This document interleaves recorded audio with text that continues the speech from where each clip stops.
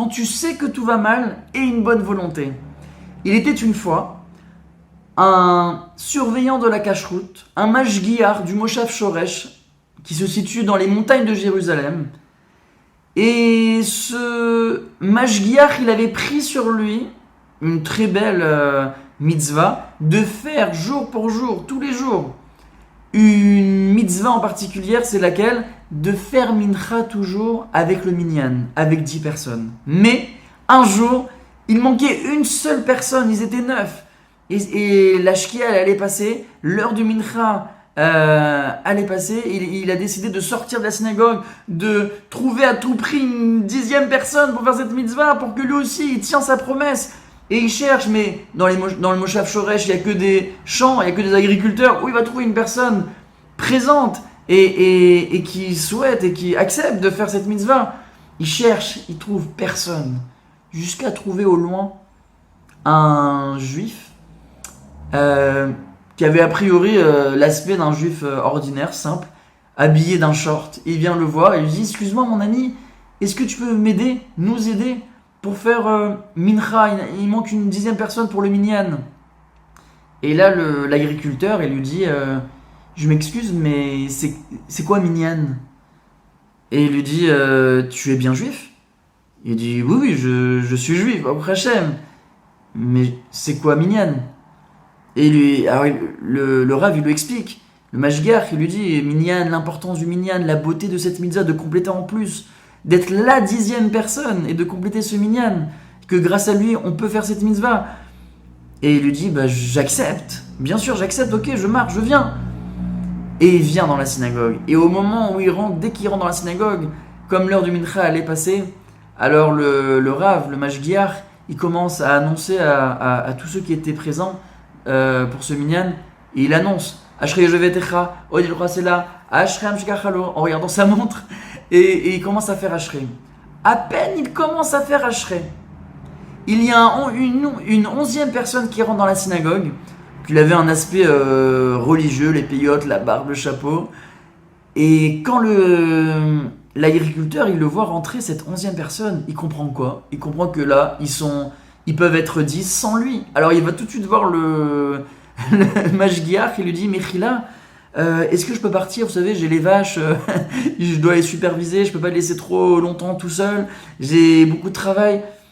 Et est-ce qu'il y a une 11e personne qui est rentrée? Et le Rav, il lui dit si tu veux rester, avec grand plaisir, mais si tu dois partir, merci beaucoup en tout cas d'avoir voulu nous aider, Toda Rabba. Et il part. Et voilà que 10 ans plus tard, jour pour jour, ce même mashgiach, il va à Bnei Brak, vivre à Bnei Brak, et 10 ans plus tard, il fait un rêve. Il voit une personne rayonnante qui s'approche vers lui, et c'était cet agriculteur. Et il vient le voir, il lui dit Rav, comment vous allez? Oh là, ça fait longtemps, je vous ai pas vu, mais ça fait plaisir. Et il lui dit Mechila, mais qui êtes-vous? Rappelez-moi, rafraîchissez-moi la mémoire. Et il lui explique qui il était. Le minyan, la 10e personne, mais que finalement il est parti parce qu'il y avait une 11e personne. Il dit ah oui, mais t'étais tellement mignon, t'étais tellement cette personne sympathique et que tu avais accepté alors que tu connaissais pas forcément ce concept de minyan, de prière, que t'avais pas l'habitude. Bravo, oh là là, qu'est-ce que je t'avais apprécié ton action. Mais il lui dit le Rav, il lui dit mais comment tu te déplaces dans les rêves de tes amis? Enfin, comment ça se passe? Et il lui dit non, mais en fait, vous inquiétez pas, je suis pas le grand tzaddik que vous pensez à me déplacer dans les rêves de mon vivant. Non, au contraire, ça fait 1 mois que j'ai quitté ce monde déjà. Et il lui dit mais attends, mais tu dois être un grand érudit pour te déplacer dans les rêves après ton vivant. Maintenant que t'es monté au Gan Eden, on peut pas se déplacer comme ça. Et il lui dit si j'ai eu accès et j'ai eu mon pass pour venir vous parler dans votre rêve, c'est pour une raison bien spécifique. Et la première est la suivante. Il faut savoir que grâce à la mitzvah que j'avais fait il y a 10 ans, grâce à vous, Rav, que j'ai eu cette volonté de compléter le minyan, vous pouvez pas imaginer le bonheur, le monde de bonheur que j'ai reçu dans le Gan Eden. C'est inimaginable, je pourrais pas vous l'expliquer avec des mots. physique et terrestre, mais j'ai reçu une telle récompense. Merci Rav, grâce à vous. Et il faudrait que vous diffusiez cette mitzvah, cette notion, ce concept de la volonté. J'ai la volonté de faire telle et telle mitzvah. Il faut que vous le diffusiez, Rav. Et il lui dit, comptez sur moi, je diffusais ce merveilleux ce témoignage que j'ai en face de moi. Je connaissais déjà ce concept de la volonté dans la Torah, mais de le voir comme ça en live, c'est extraordinaire. Compte sur moi.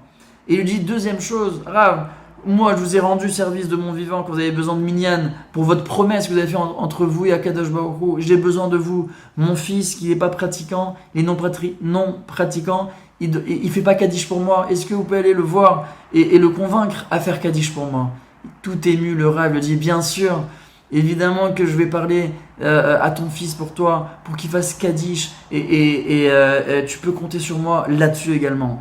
Et on voit, mes amis, la force de la volonté. Oui, la mitzvah, elle est importante, comme la générosité, l'hospitalité. Mais la volonté, c'est un tremplin à cette mitzvah, à cette bonne action. Si on voit ici, d'après ce témoignage, la récompense qu'il a reçue dans le Gan Eden, cet agriculteur, grâce juste à la volonté.